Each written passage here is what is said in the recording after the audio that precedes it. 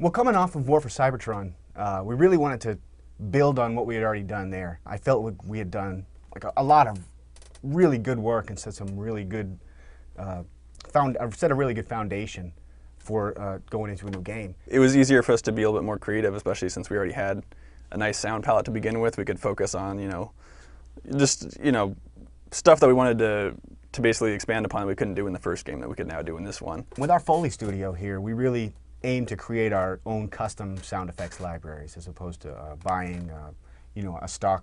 There's great libraries out there, and we own a lot of those as well. But the more custom stuff that you can have, then you can really put your own artistic stamp on it, which is what we aim to do. This guy here, we resonated this with some dry ice a week or two ago, and because it's decently sized, it made these really big groaning sounds. And you think it's just a shelf, but it's now a giant room in the sea of rust. So as far as what we actually record in the studio, well, a little bit of everything. A little really. bit. We got a bug zapper off of Craigslist, right? Because there's tons of electricity in the game, right? There's very few things on Cybertron as far as sound source elements. Everything's either metal or electricity. That's the big part about it, is just experimenting. We'll hit record in one of the rooms and we'll sit out there and, for an hour and do whatever we need to do. There's so many different props, so many things in there that you can just mess around with, various combinations until you get something that you like. We've got a slinky, which you can use for all kinds of laser sounds. Little dowels are great for melee whooshes and spinning transforms and things. It's a typical kung fu whoosh is what it is, but you put a bunch of them up together. You've got Bumblebee doing backflips. Like, we've got tons of metal, knives, swords. There's a car door in there that we walk it around for a lot of the robot Foley. This door is, than anybody except Peter Cullen, is probably the most used actor in the entire game. This door is famous and it doesn't even know it.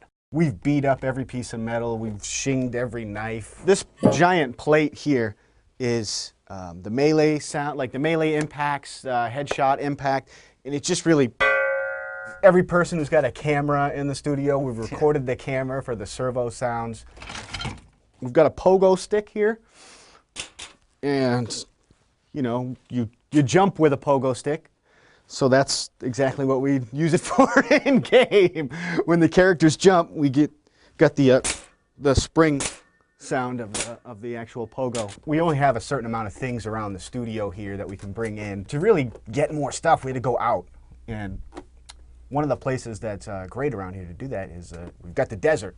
The desert is like an awesome place to record sounds because it's actually really quiet. All right, this is the Crossfire with a C engine. Stevie Ray Vaughan Memorial. Take one. So one of the other things we recorded was a bunch of model rockets, because there's tons of rockets in the game, right? A lot of the vehicles shoot rockets. You've got the actual rocket launcher. There's all different types of rockets, it seems like, everywhere you go. So we needed a lot of new rocket source. So Ian and I and a bunch of the other guys, we built a bunch of model rockets, took them out into the desert. 3, 2, 1.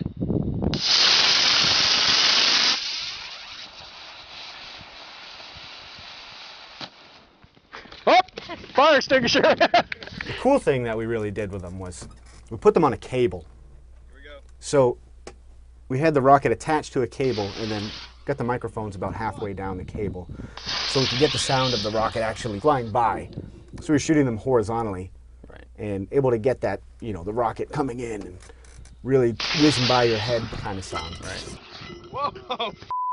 So we had that mic was kind of static in the middle of the line, so you'd get a really fast whiz by, and then we had another mic that was following it from the back, so you can actually get a nice decay of it. In 3, 2, 1.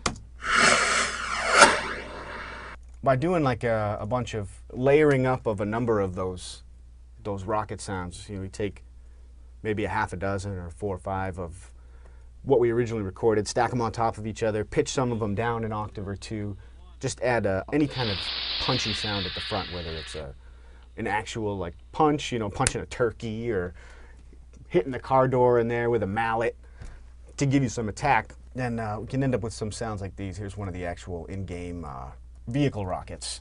that you can fire off. So this first group of sounds we have here is some things we recorded out in the desert using a slingshot and some quarters. We set up some microphones to where the coins were flying by the mics and into the dirt, and here's a little bit of what we were able to get with those. So these are just the raw sounds, which are pretty decent little sounds that, you know, sound like bullets. But it's Cybertron, so it's not really bullets, right? So we had to do a little work to those, and here's an example of what we're able to do with those sounds for one of the projectile weapons in the game, where you shoot a blade and it kind of bounces around. So we've got the bouncing sound from the original ricochets, and then included some additional metal impacts and things with it. So we also seem to do a lot of smaller recording trips. You know, everyone does the gun trips and the vehicle trips and stuff like that. But it's actually kind of nice just to, you know, if I'm working in there one day and I know I need something, for instance, I needed a big windstorm for part of the level. And so I was listening to what we had, and some of it worked, some of it didn't. But I figured, all right, well, I've got a mic, let's just go and get something. So we hopped in the car with another sound designer, and I drove around the block, and he held the mic out the sunroof, and that worked great. So this is some of that. And this was the track that we built out in quad. So in the rest, you land down there, and you're in the middle of a huge storm, and so you hear this in the surrounds just all around you, this wind.